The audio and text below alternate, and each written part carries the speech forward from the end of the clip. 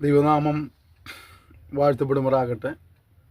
ദൈവത്തിൻ്റെ കൃപയാൽ സഭാശാസ്ത്രം എന്ന വിഷയത്തിൻ്റെ 9ാമത്തെ സെക്ഷനിൽ പ്രവേശിക്കാൻ ദൈവം നമ്മെ സഹായിച്ചതോർത്ത് ഞാൻ ദൈവത്തെ സ്തുതിക്കുന്നു, സ്തോത്രം ചെയ്യുന്നു. നിങ്ങൾക്ക് എല്ലാവർക്കും കർത്താവായ യേശുവിന്റെ നാമത്തിലെ സ്നേഹവും അങ്ങനെ അറിയിക്കുകയാണ്. നമ്മൾ കഴിഞ്ഞ ദിവസങ്ങളൊക്കെ ദൈവസഭയിലെ അംഗങ്ങൾ എപ്രകാരമായിരിക്കണമെന്നുള്ളതായ കാര്യങ്ങളെക്കുറിച്ച് പറഞ്ഞുകൊണ്ടിരിക്കുകയായിരുന്നു. ചിലതൊക്കെ കേൾക്കുമ്പോൾ നിങ്ങൾക്ക് ഒരുപക്ഷെ ദേഷ്യം തോന്നിയിട്ടുണ്ടാകാം. ചില കാര്യങ്ങൾ കേട്ടപ്പോൾ നിങ്ങൾക്ക് അത് എങ്ങനെ തന്നെ പറഞ്ഞു കൊടുക്കണമെന്ന് ചിന്തിച്ചിട്ടുണ്ടായിരിക്കും. എന്ത് തന്നെയായാലും വചനം അത് പറയുന്നതുകൊണ്ട് ഞാനത് പറയുകയാണ്. വീണ്ടും നമ്മൾ കുറച്ച് കാര്യങ്ങളൊക്കെ ഇങ്ങനെ പഠിക്കാനായിട്ട് സമയം വേർതിരിക്കുകയാണ്. പഠിക്കുന്ന നിങ്ങൾ മറ്റുള്ളവരെ കൊണ്ട് ഇത് പഠിപ്പിക്കുക. പുഴുക്കുത്ത് ഏറ്റ സമൂഹമായി ദിവസവും മാറാതെ കേടുപാടുകൾ തീർക്കുന്ന ഒരു കൂട്ടമായി ദിവസവും മാറേണ്ടതിനായിട്ട് ദൈവനം ഉള്ളതുപോലെ പഠിപ്പിക്കുന്ന ഉപദേശകന്മാർ എഴുന്നേൽപ്പനായിട്ട് നിങ്ങൾ പ്രാർത്ഥിക്കുക. നിങ്ങൾക്ക് ലഭിച്ച കൃപയ്ക്ക് നിങ്ങൾ സത്യവചനം ഉള്ളതുപോലെ പഠിപ്പിക്കാനായിട്ട് ഉത്സാഹിക്കുക. ഓക്കെ, നമ്മൾ കഴിഞ്ഞ സെക്ഷനിലൊക്കെ തന്നെ ദൈവമക്കളുടെ ഉത്തരവാദിത്തങ്ങളെക്കുറിച്ച് പഠിച്ചുകൊണ്ടിരിക്കുകയായിരുന്നു.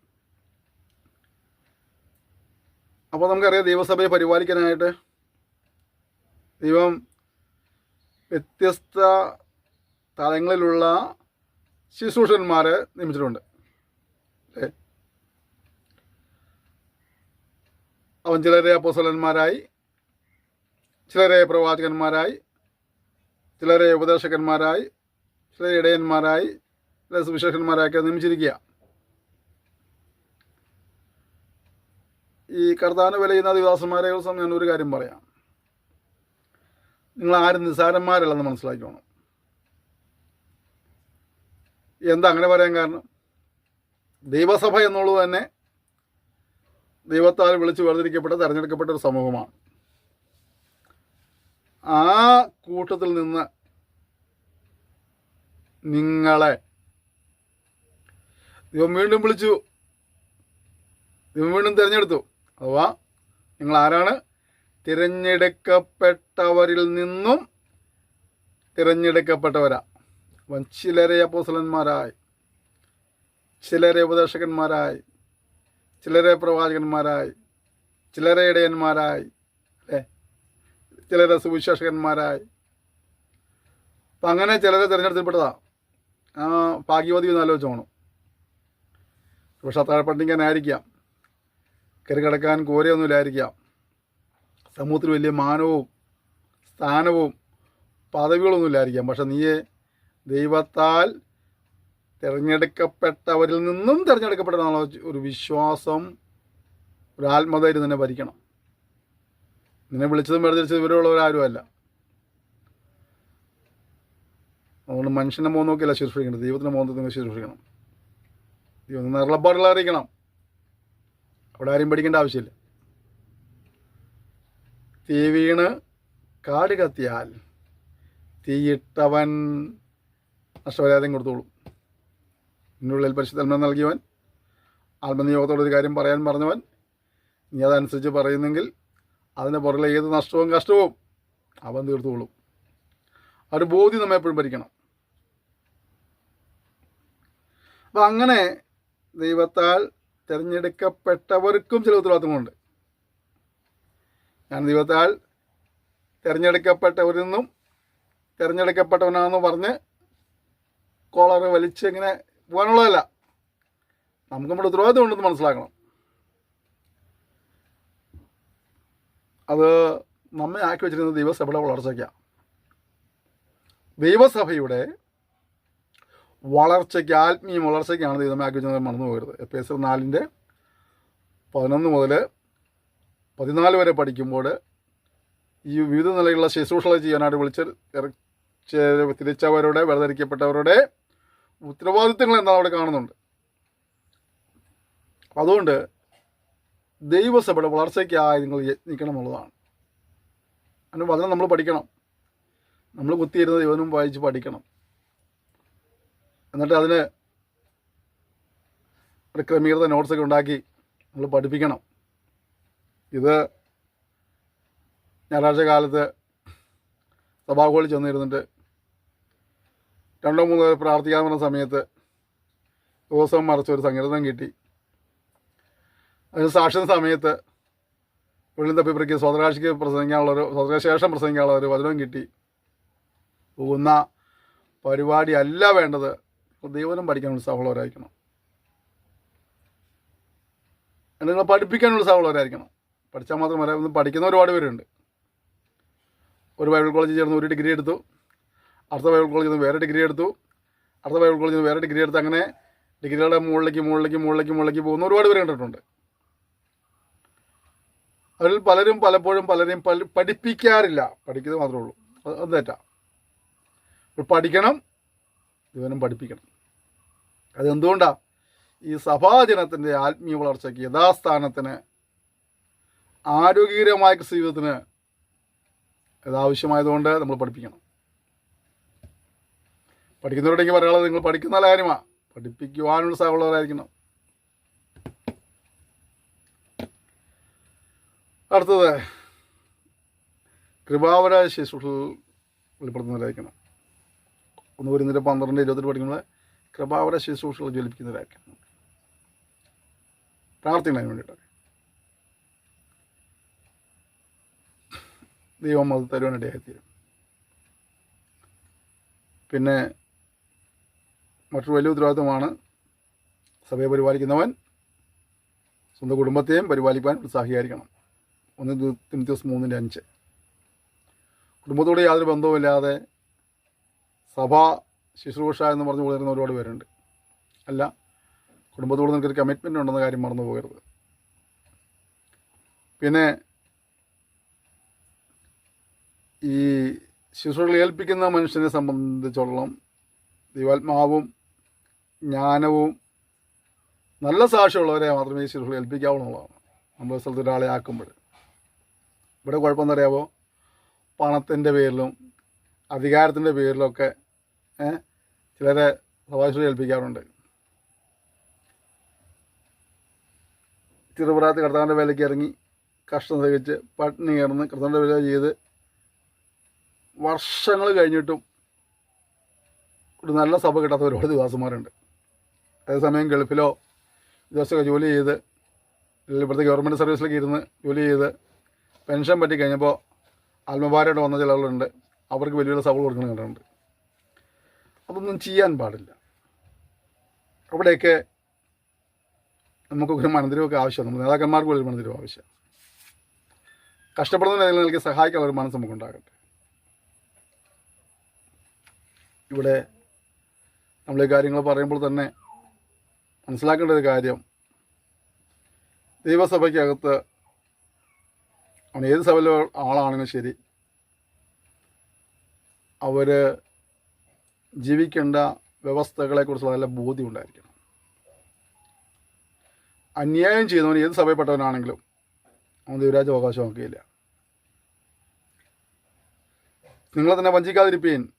ദുർനടപ്പുകാർ, വിഗ്രഹാരാധികൾ, വ്യഭിചാരികൾ, സ്വയഭോഗികൾ, പുരുഷകാമികൾ, കള്ളന്മാർ, അത്യാഗ്രഹികൾ,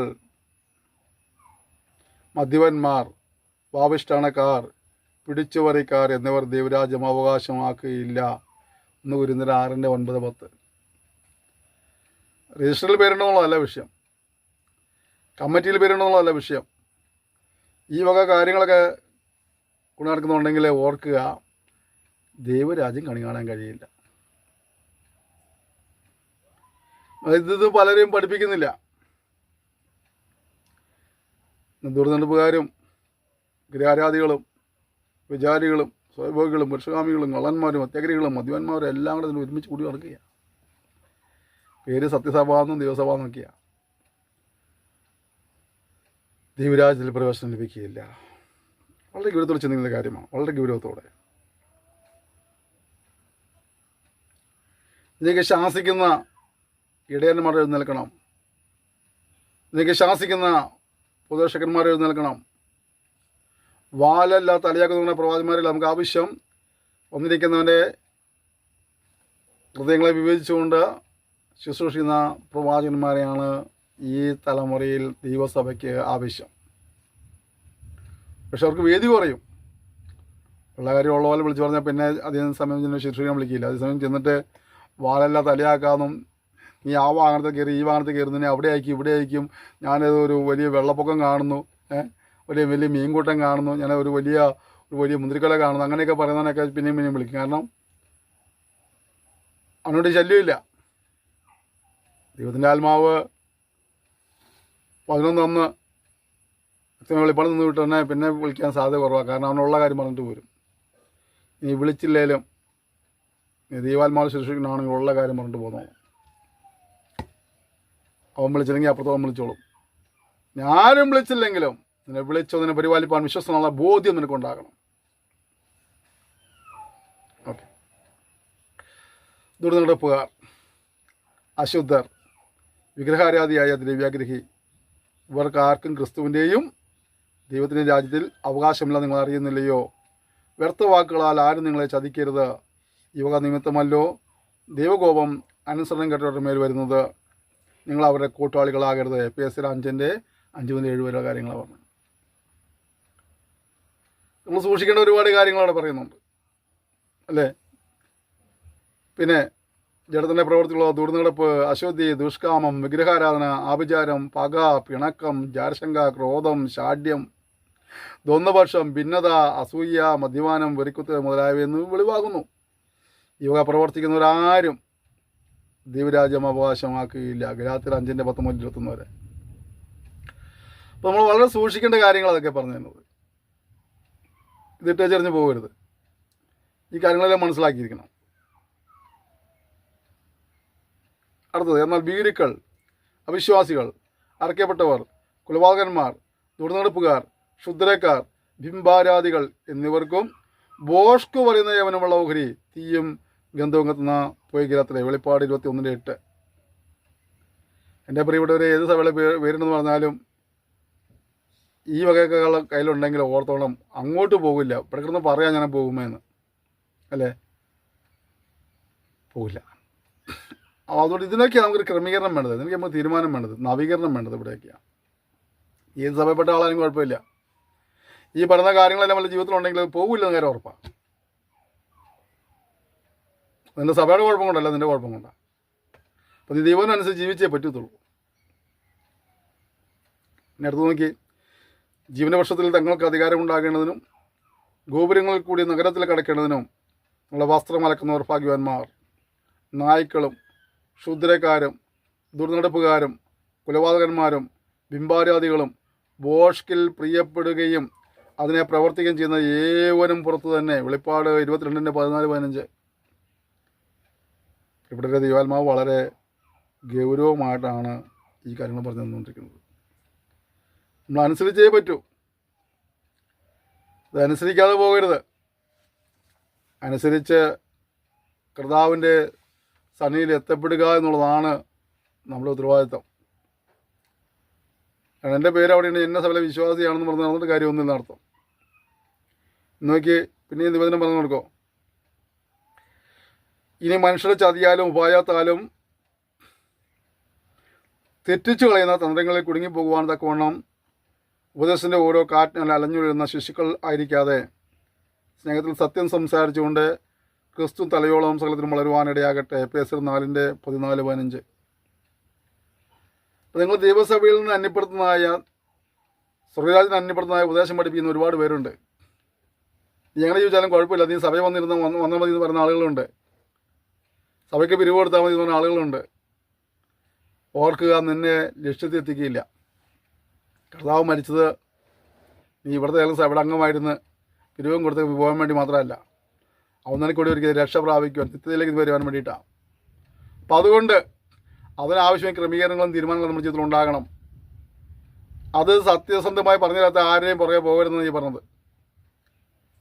അവിടെ നല്ല ഉപദേശകന്മാരല്ലെന്നാണ് പറഞ്ഞത്. അപ്പോൾ അതുകൊണ്ട് ഇതൊക്കെ ഉള്ളതുപോലെ പഠിപ്പിക്കുന്ന കൂടുതലും പോയിരിക്കാനായിട്ട്. ആകയാൽ ഞാൻ കർത്താവിനെ സാക്ഷീകരിച്ച് പറഞ്ഞു തന്നാൽ, ജാതികൾ നിങ്ങളുടെ വ്യർത്ഥബുദ്ധി അനുസരിച്ച് നടക്കുന്നത് പോലെ നിങ്ങൾ ഇനി നടക്കരുത്. അവർ അന്ധബുദ്ധികളായി അജ്ഞാനം നിമിത്തം ഹൃദയകാഠിന്യ നിമിത്തം തന്നെ ദൈവത്തിൻ്റെ ജീവനിൽ നിന്ന് അകന്ന് മനം തഴമ്പിച്ച് പോയവരാകിയാൽ അത്യഗ്രഹത്തോടെ സകല അശുദ്ധിയും പ്രവർത്തിപ്പാൻ ദുഷ്കാമത്തിൽ തങ്ങൾ തന്നെ ഏൽപ്പിച്ചിരിക്കുന്നു. നിങ്ങളോ യേശുവിൽ സത്യമുള്ളതുപോലെ അവനെക്കുറിച്ച് കേട്ട് അവനിൽ ഉപദേശം ലഭിച്ചുവെങ്കിൽ ക്രിസ്തുവിനെക്കുറിച്ച് ഇങ്ങനെയല്ല പഠിച്ചത്. മുമ്പിലത്തെ നടപ്പ് സംബന്ധിച്ച് ചതിമോഹങ്ങളാൽ വഷളായി പോകുന്ന പഴയ മനുഷ്യനെ ഉപേക്ഷിച്ച് നമ്മുടെ ഉള്ളിലെ ആത്മാവ് സംബന്ധിച്ച് പുതുക്കം പ്രാപിച്ച് സത്യത്തിൻ്റെ ഫലമായ നീതിയിലും വിശുദ്ധിയിലും ദൈവാനുരൂപമായി സൃഷ്ടിക്കപ്പെട്ട പുതുമനുഷ്യൻ ധരിക്കണം. എഫേസ്യർ 4:17 മുതൽ 24 വരെ. മനസ്സിലായുണ്ടോ? ക്രമീകരണം ആവശ്യമാണ്. ഏതെങ്കിലും സഭയെ പേര് നമ്മൾ ചുമ്മാ ഞാൻ ക്രിസ്ത്യാനി നമ്മൾ നടക്കാതെ വചനപ്രകാരം ക്രിസ്ത്യാനി ജീവിക്കാനായിട്ട് ഏൽപ്പിച്ചു കൊടുക്കണം. അതിനായി ഇപ്പോൾ വിഷയം പഠിക്കുന്നത്. കർത്താവിന് പ്രസാദമായി എന്തെന്ന് പരിശോധിച്ചുകൊണ്ട് വെളിച്ചത്തിലുള്ളവരായി നടന്നുകൊള്ളുവീൻ. സകല സൽഗുണവും നീതിയും സത്യവും വെളിച്ചത്തിൻ്റെ ഫലം. ഇരുട്ടിൻ്റെ നിഷ്ഫല പ്രവർത്തികളിൽ കൂട്ടാളികളാകരുത്, അവയെ ശാസിക്കത്രേ വേണ്ടത്. എഫേസ്യർ 5:9 മുതൽ 11 വരെ. സൗരന്മാരെ, ഞാൻ ദൈവത്തിൻ്റെ മനസ്സിൽ ഓർപ്പ് നിങ്ങളെ പ്രബോധിപ്പിക്കുന്നത് ബുദ്ധിയുള്ള ആരാധനയായി നിങ്ങളുടെ ശരീരങ്ങളെ ജീവനും വിശുദ്ധിയും ദൈവത്തിന് പ്രസാദവുമുള്ള യാഗമായി സമർപ്പിപ്പീൻ. ഈ ലോകത്തിന് അനുരൂപമാകാതെ നന്മയും പ്രസാദവും പൂർണ്ണതയുമുള്ള ദൈവഹിതമെന്ന് തിരിച്ചറിയുന്നതിനെ മനസ്സുബുദ്ധിക്ക് രൂപാന്തരപ്പെടുവീൻ. റോമർ 12:1-2. കേട്ടോ? ഇതൊക്കെ നമുക്ക് അനുസരിക്കുവാനായിട്ട് പ്രമാണിക്കാനായിട്ട് തീരുമാനിച്ചൊരു വ്യവസ്ഥകളാണ്. ഇതൊക്കെ ഇങ്ങനെ തന്നെ പഠിപ്പിക്കുന്ന സഭ വേണം പോകാനായിട്ട്. മനുഷ്യൻ പറഞ്ഞു കേട്ടിട്ട് ഞാൻ ഇവിടുത്തെ ആളാമെന്ന് ഇരിക്കരുത്. ദൈവത്തിന് ഉള്ളതുപോലെ പഠിപ്പിക്കുന്നിടത്ത് പോയി ചേർന്നോണം. വചനം പഠിച്ചോണം, അത് ജീവിതത്തിൽ പ്രാവർത്തികമാക്കിയോണം. അതനുസരിച്ച് ജീവിച്ചാൽ അതിലിപ്പോൾ നന്മകളും അനുഗ്രഹങ്ങളും പ്രാപിക്കാൻ കഴിയും. ഇനി സത്യസഭയെ നമുക്കറിയാൻ്റെ ഉപദേശം കൊണ്ടും പ്രവർത്തനം കൊണ്ടും വാചന വിളിച്ച് തന്നെ തിരിച്ചറിയാൻ കഴിയും. അപ്പോൾ നിങ്ങൾ ഉൾപ്പെടെ നിന്നായ ആ ഗ്രൂപ്പ് ഏതാണെന്നുള്ളത് തിരിച്ചറിയാണ്ട് വചനമായിട്ടൊന്ന് തുലനം ചെയ്ത് നോക്കിയാൽ മതി. പേരുകൊണ്ട് സത്യസേവയാണെന്ന് പറഞ്ഞാലും വചനങ്ങൾ പറയുന്ന കാര്യങ്ങൾ പഠിപ്പിക്കുകയോ അനുസരിക്കുകയോ ചെയ്യുന്നില്ലെങ്കിൽ കർത്താവ് പറഞ്ഞ പോലെ അതിനെ കള്ളന്മാരെ ഗുഹയാക്കിയാരോ മാറ്റിയിരിക്കുക. നിങ്ങൾ ഇരുട്ടിൻ്റെ നിഷ്ഫല പ്രവർത്തികൾക്ക് കൂട്ടാളിയാകാതെ വെളിയിൽ വരണം. സൗരന്മാരെ, നിങ്ങൾ പഠിച്ച ഉപദേശത്തിന് വിരുദ്ധമായി ദ്വന്ദ്പക്ഷങ്ങളെയും ഇടർച്ചകളെയും ഉണ്ടാക്കുന്നവരെ സൂക്ഷിച്ചുകൊള്ളണമെന്ന് ഞാൻ നിങ്ങളെ പ്രബോധിപ്പിക്കുന്നു. അവരോട് അകന്നു മാറുവീൻ. റോമർ 16:17. യഥാർത്ഥമായിട്ടും ദൈവം പഠിപ്പിക്കുന്ന സത്യസഭയുടെ അംഗങ്ങളായി മാറുവാൻ കർത്താവ് നിങ്ങളെ സഹായിക്കട്ടെ. ദൈവനം വായിക്കുക, പഠിക്കുക.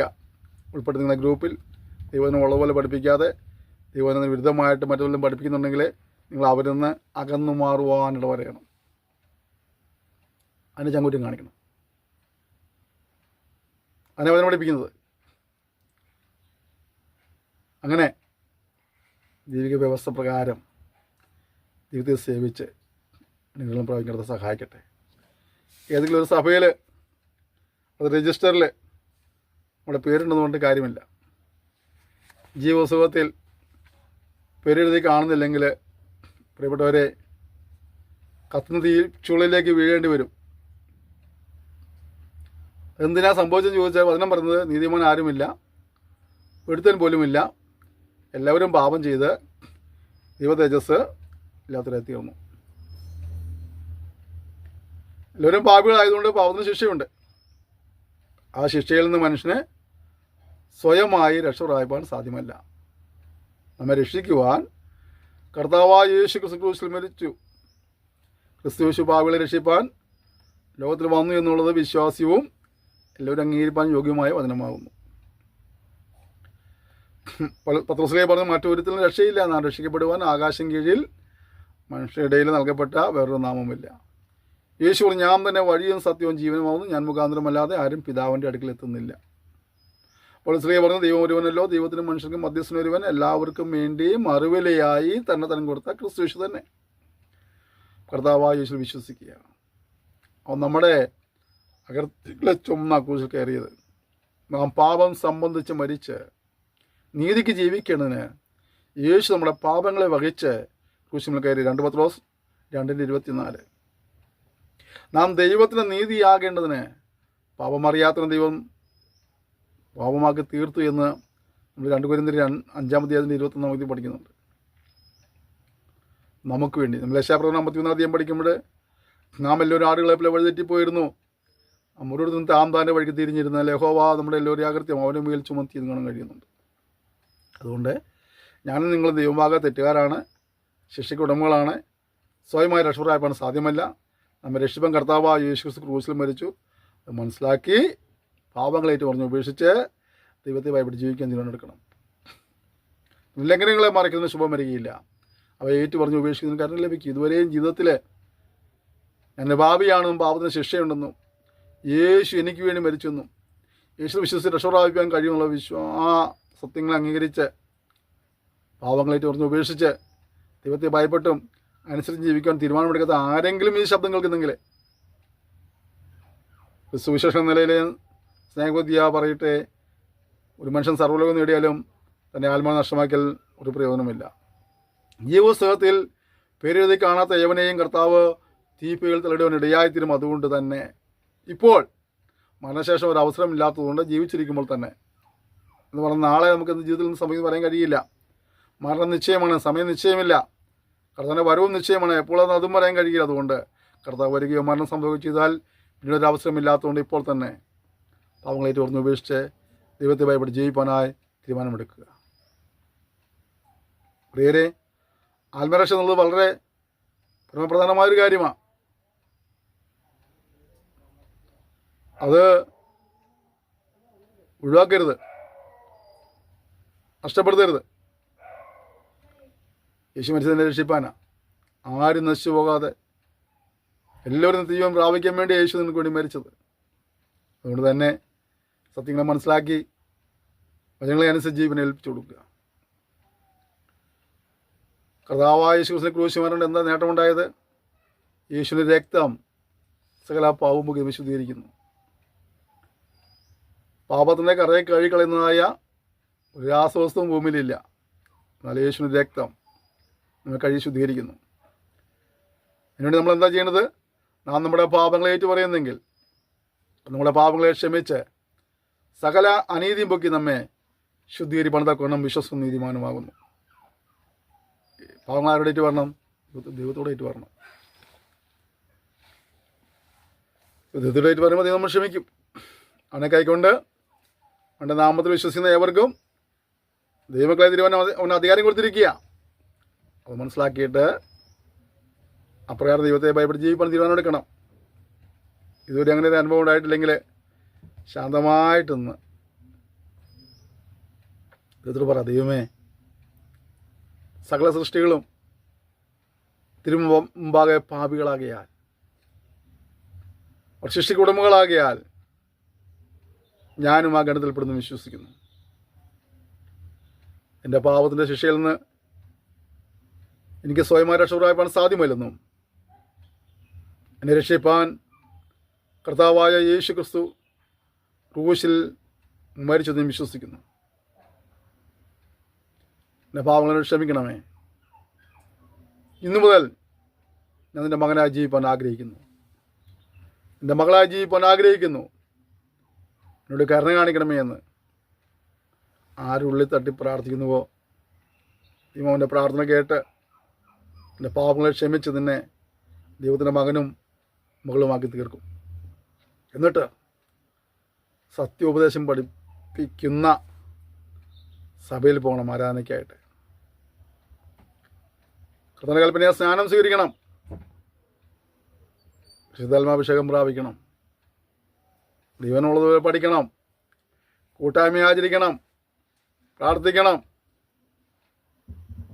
ദൈവനുമനുസരിച്ചുകൊണ്ട് കുടിവെള്ളമൊന്നും മുടക്കാതെ കടന്നു പോകണം. അങ്ങനെ വിശ്വസ്തോടെ ദൈവത്തെ സേവിച്ചാൽ, ദൈവത്തെ അനുസരിച്ചാൽ അവൻ വരുമ്പോൾ നിന്നെ അവൻ ചേർത്തുകൊള്ളേണ്ടതായിത്തീരും. എന്നാൽ പലപ്പോഴും മനുഷ്യൻ എന്ത് ചെയ്യുന്നറിയാമോ? പള്ളി ഭ്രഷ്ടരാകാതിരിപ്പാൻ, യോഹന്നാന്റെ സുവിശേഷം പഠിക്കുന്ന 12-ാം തീയതി പഠിക്കുന്ന പള്ളി ഭ്രഷ്ടരാകാതിരിപ്പാൻ അവർക്ക് ഈ ബോധ്യമെല്ലാം ഉണ്ടെങ്കിൽ അവർ ഏറ്റു പറയുന്നില്ല, വിശ്വാസം ഏറ്റു പറയുന്നില്ല. അടുത്ത സെൻറ്റൻസ് ഇങ്ങനെയാണ് അവിടെ കാണുന്നത്. അവർ ദൈവത്താലുള്ള മാനത്തേക്കാൾ അധികമായി മനുഷ്യരുള്ള മാനത്തെ സ്നേഹിക്കുന്നു. മനുഷ്യൻ എന്ത് പറയുമെന്നുള്ളതല്ല നിങ്ങൾ ചിന്തിക്കേണ്ടത്. കർത്താവ് ഇങ്ങനെ പറയുന്നുണ്ട്, ദേഹത്തെ കൊന്നിട്ട് ദേഹിയെ ഒന്നും ചെയ്യാൻ കഴിയാത്ത മനുഷ്യനെ ഭയപ്പെടരുത്. ദേഹത്തെയും ദേഹിയെയും നശിപ്പിക്കുവാൻ കഴിയുന്ന ദൈവത്തെ ഭയപ്പെടണം. അതുകൊണ്ട് മനുഷ്യൻ എന്ത് പറയുന്നു ചിന്തിച്ച് അതിനനുസരിക്കാതെ, സത്യാരാധനയ്ക്ക് പോകാതെ, സത്യസഭയിൽ ചേരാതെ മാറിപ്പോകരുത്. വചനങ്ങളനുസരിച്ചോളണം. ദൈവത്തെ ഭയപ്പെട്ട് ജീവിക്കണം. അതിനുള്ളതുപോലെ പഠിക്കണം, അതുപോലെ പഠിപ്പിക്കണം. ഞാൻ നേരത്തെ സൂചിപ്പിച്ചതുപോലെ ദൈവസഭയ്ക്കകത്ത്, ദൈവരാജ്യത്തിനകത്ത് പ്രവേശിക്കാത്ത ഒരുപാട് പാർട്ടികളെ വെച്ച് ഉന്തിത്തള്ളിക്കൊണ്ടുവന്നൊരു വണ്ടിയായി മാറരുത്. നീ അതിൽ നിന്നകന്ന് മാറിക്കണം. ഒരു പുതിയ തീരുമാനത്തോടെ പങ്കെടുത്ത് സഹായിക്കട്ടെ. കഴിഞ്ഞ കാലങ്ങളിൽ തീരുമാനമൊക്കെ എടുത്തവരായിരിക്കാം, രക്ഷപ്പെട്ടവരോ സ്നാനപ്പെട്ടവരാക്കി ഇന്ന് നിൽപ്പ് എവിടെയാ? ഒരു മടങ്ങി ഒരു ആവശ്യമാണെങ്കിൽ ഈ സമസ്യം കേട്ടുകൊണ്ടിരിക്കുമ്പോൾ തന്നെ മടങ്ങി വരുവാൻ ദൈവാത്മാവ് തന്നെ ബുദ്ധിമുട്ടിക്കുകയാണ്. പക്ഷേ ഇനി ഒരു അവസരം നിങ്ങൾക്ക് ലഭിച്ചെന്ന് വരികയില്ല. ദൈവത്തിൻ്റെ പരിശുദ്ധാത്മാവ് നിന്നോട് ഇടപെടുന്നതായ ഒടുവിലത്തെ സന്ദേശമായിരിക്കാം ഇത്. നാളെ നമ്മുടെ ജീവിതത്തിൽ നിന്ന് സമയം നമുക്ക് പറയാൻ കഴിയുകയില്ല. എവിടെയോ നിന്ന ഒരു മരം നമുക്ക് വേണ്ടി ശവപ്പെട്ടി ഉണ്ടാക്കാൻ വേണ്ടി ചിലപ്പോൾ വെട്ടിയിട്ടിട്ടുണ്ടായിരിക്കാം. ചിലപ്പോൾ ഒരെണ്ണം റെഡിമെയ്ഡായി നമുക്ക് വേണ്ടി പണിത് വെച്ചിട്ടുണ്ടാകാം. മരണം എപ്പോൾ സംഭവിക്കുന്നു പറയാൻ കഴിയില്ല. അവിടെ ഇനി ദൈവവചനം കേൾക്കുവാനും സമർപ്പിക്കപ്പെടുവാനും ഒരു അവസരം ലഭിച്ചെന്ന് വരികയില്ല. എന്നാൽ ഇപ്പോൾ എനിക്കൊരു അവസരമുണ്ട്. കർത്തവചനം പറയുന്നത് ഇപ്പോഴാകുന്നു സുപ്രസാദകാലം, ഇപ്പോഴാകുന്നു രക്ഷാ ദിവസം. വചനം കേട്ടുകൊണ്ടിരിക്കുമ്പോൾ ഏതെങ്കിലും നിലയിൽ ഒരു ക്രമീകരണം ആവശ്യമാണെങ്കിൽ ഏൽപ്പിച്ചു കൊടുക്കുക. ദൈവത്തോട് പറ, പിതാവേ, ഞാൻ അങ്ങോട്ട് വരാൻ യോഗ്യനല്ല, ഞങ്ങളുടെ തെറ്റ് ചെയ്തു പോയി, എന്നോട് ക്ഷമിക്കണമെന്ന് നമുക്ക് ദൈവത്തോട് പറയാം. നമുക്ക് ഇവിടെ ഒരേ സത്യം വിളിച്ചു പറയുവാൻ, ലോകത്തിൽ വിളിച്ചു പറയുവാൻ ചിലരെ ആവശ്യമുണ്ട് ദൈവത്തിന്. നമ്മൾ മനസ്സിലാക്കിയ സത്യം മറ്റുള്ളവരെ കൂടെ പഠിപ്പിച്ച് കത്തുന്ന തീയിൽ നിന്ന് ചില കൊള്ളികളെ വലിച്ചെടുത്ത് രക്ഷിപ്പാൻ ചില ചുണക്കുട്ടന്മാരെ, ചുണക്കുട്ടികളെ ദൈവത്തിന് ആവശ്യമുണ്ട്. എനിക്ക് ലഭിക്കുന്ന ആയുസ്സിൽ കർത്താവിൻ്റെ സാക്ഷിയായിരുന്നതുകൊണ്ട് ഞാൻ പഠിച്ച വചനങ്ങളെ മറ്റുള്ളവരെ പഠിപ്പിക്കുന്നു പറയുവാൻ ധൈര്യമുള്ള എത്ര പേരുണ്ട്. ഞാൻ കർത്താവിൻ്റെ സാക്ഷ്യം വഹിക്കുന്നു പറയുന്ന എത്ര പേരുണ്ട്. കർത്താവിൻ്റെ വേലയുടെ ഒരു ഭാഗമായി തീരുമെന്ന് പറയാൻ എത്ര പേരുണ്ട്. നമ്മൾ ഒരുപാട് പാഠങ്ങൾ പഠിച്ചല്ലോ, ഒരുപാട് കാര്യങ്ങൾ പഠിച്ചല്ലോ. ആ പഠിച്ച് പ്രാവർത്തികമാക്കിക്കൊണ്ട് ഉത്തമ സാക്ഷികളായി നമ്മുടെ മേൽ ഭരമേൽപ്പിക്കപ്പെട്ട നമ്മുടെ ക്രൂശ് വഹിച്ചുകൊണ്ട് തന്നെ ദൈവത്തെ സേവിപ്പാൻ, അതിനെ പിൻപറ്റുവാൻ, വില ചെയ്യുവാൻ, സാക്ഷിയാകുവാൻ, ആത്മനസ്സത്തിൽ ആരാധിപ്പാൻ ഉള്ളിൻ്റെ ഉള്ളിൽ ഒരു വിളി ലഭിച്ച പ്രിയപ്പെട്ടവർ നമുക്ക് ഒരുമിച്ച് പ്രാർത്ഥിക്കാം. ഒരു തീരുമാനത്തിൽ നിന്ന് പ്രിയപ്പെട്ടവർ നമുക്ക് ഒരുമിച്ച് പ്രാർത്ഥിക്കാം. പക്ഷെ ഇതിനോട് ഇടപെടുന്ന പരിശുദ്ധാത്മാവിൻ്റെ ഒടുവിലത്തെ ആഹ്വാനമായിരിക്കാം ഇത്. നിന്നെ അവഗണിച്ച് പോകരുത്. നാളെ എൻ്റെ ജീവിതത്തിൽ എന്ത് സമയം പറയാൻ കഴിയുകയില്ല. അതുകൊണ്ട് കർത്താവേ, ഞാൻ എന്നെ സമർപ്പിക്കുകയാണ്. നിന്റെ പാതകളിൽ മടങ്ങി വരികയാണെന്ന് പറയുവാൻ തീരുമാനമെടുക്കുന്നവർ നമുക്ക് ഒരുമിച്ച് പ്രാർത്ഥിക്കാം. നഷ്ടപ്പെട്ടു പോകുന്ന ആത്മക്കുറിച്ചൊരു ഭാരം നമുക്കുണ്ടാകട്ടെ. ജോലി ചെയ്യുന്നവരായിരിക്കാം, ഉപജീവനം നടന്നുകൊണ്ട് കഷ്ടപ്പെടുന്നവരായിരിക്കാം. അത് ഉപേക്ഷിച്ച് പൂർണ്ണസമയമായിട്ട് വില ചെയ്യുവാനായിട്ട് ദൈവം നിന്നെ വിളിക്കുന്നില്ലെങ്കിൽ നീ എന്നെ പോകണ്ട. എന്നാലേ ലഭിച്ച വിളിച്ചതിനനുസരിച്ച് ആയിരിക്കുന്ന മണ്ഡലങ്ങളിൽ കർത്താവിന്റെ നാമത്തെ ഉയർത്തുവാനായി സമർപ്പിക്കാം. സത്യസഭയുടെ അംഗങ്ങളായി സത്യവിശ്വാസികളായി സത്യത്തിൻ്റെ സാക്ഷികളായി നിലകൊള്ളുവാനായിട്ട്, വിട്ടുപോരേണ്ടതെല്ലാം വിട്ടുപോരുവാനായിട്ട്, ഏറ്റെടുക്കുവാനായിട്ട് നമ്മൾ സമർപ്പിക്കാം. ഒരു പുതിയ തീരുമാനത്തിനോട് മുകളായി നമ്മെ സമർപ്പിച്ച് ദൈവത്തോട് ഒരുമിച്ച് പ്രാർത്ഥിക്കാം. സ്വർഗീയ പിതാവേ, തന്ന സെക്ഷനായി സ്തോത്രം ചെയ്യുന്നു. നിങ്ങളോട് സംസാരിപ്പാനിടയായി തീർന്നല്ലോ.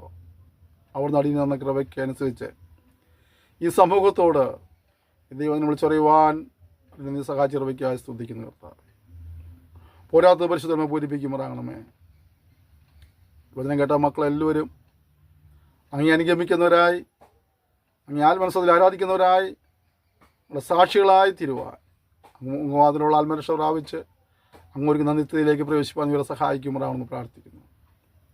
ഞങ്ങൾ കാര്യങ്ങൾ പഠിക്കുമ്പോൾ തന്നെ മറ്റുള്ളവർക്ക് പറഞ്ഞു കൊടുക്കുവാനുള്ള കൃപയും ഇവർക്ക് നൽകപ്പെടുമാറാണെന്ന് പ്രാർത്ഥിക്കുന്നു കർത്താവേ. അനേറെ ഒരു മുഖാന്തരം നേടുവാൻ കർത്താവ് സഹായിക്കുമാറാണെന്ന് പ്രാർത്ഥിക്കുന്നു. ഈ